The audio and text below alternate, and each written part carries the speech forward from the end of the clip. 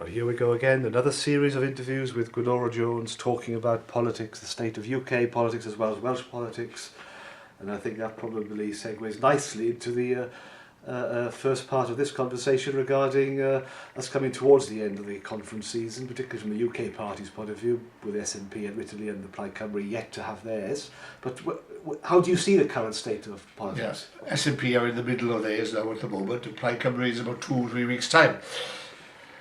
Well, I think you can work out I'm getting on a bit in age, and I have never known a period like this in my political lifetime. There's been ups and downs, there's been difficult times in the Wilson-Callaghan government, and there's been others, and there's been Maggie Thatcher with the poll tax, and on and on and on. But I've never come across such a conference season. You know, whenever people think of Jeremy Corbyn, he is a star of the modern age of politics. How Tories will combat that, I don't think they can actually, because they look tired, they look boring, they look as if they've got no ideas, and in fact they're pitching Corbyn's policies on housing, on the energy cap, everything else. They're in serious trouble.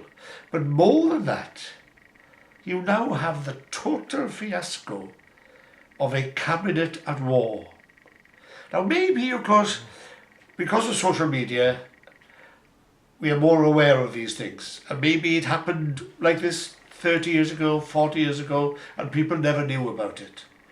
But this day and age, what happens in seconds is on the screen. And that changes everything.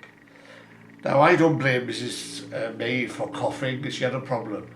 But what I blame her for is, what a lifeless speech. Lifeless. No vision, no uplifting of the party faithful, nothing of that kind. So we're now facing Brexit. And it's easy to try and guess what's going to happen. I think the government are in deep, deep trouble. They are desperate to try and hang on in there. Really desperate. They're in chaos over Brexit. They're in chaos should Mrs. May be the leader. It's total chaos. And to be fair to Labour, I read in social media how a lot of people are unhappy from the Lib Dems and others that Corbyn is not being clear, or Starmer is not being clear on Europe. They don't need to. They don't need to. They just let the Tories take the flak. It's their problem. They wanted to leave Europe. Cameron caused the mess. He called the referendum. May called the general election. Nothing has gone right. Why should they ask Corbyn to explain where he stands? He is telling them, go on, you say what you're going to do. And what are they going to do? Boris says one thing. Liam Fox says something different.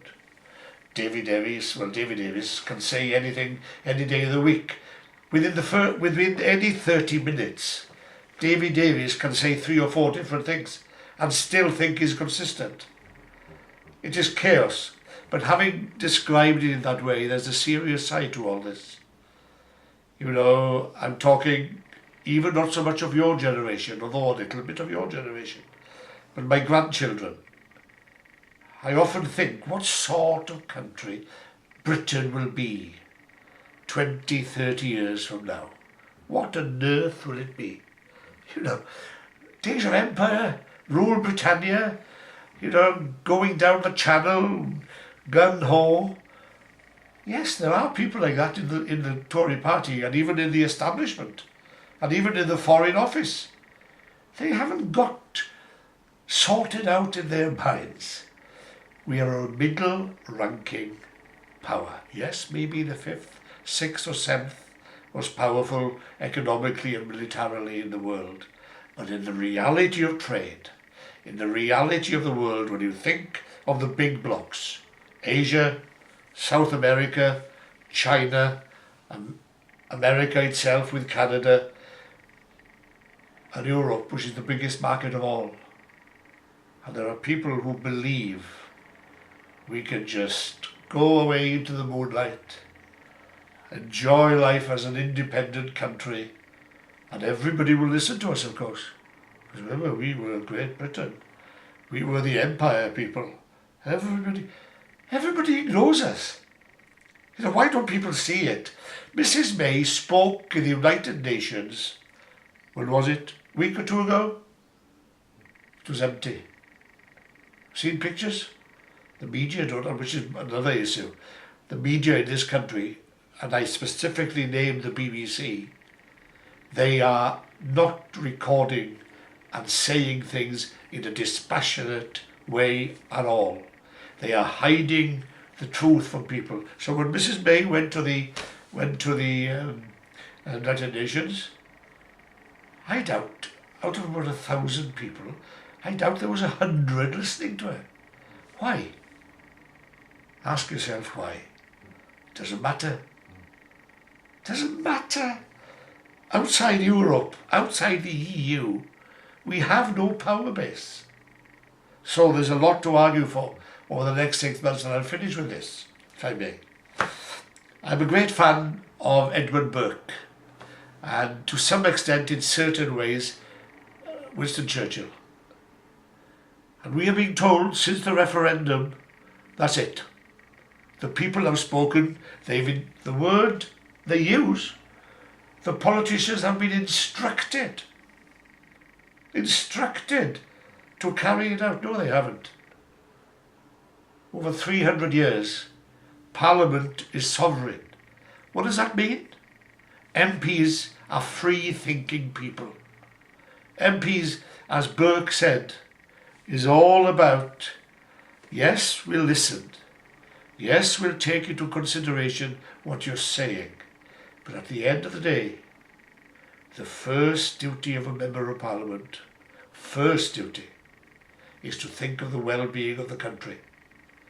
Not a party, not an ideology, not a view, not an UKIP Brexiteer.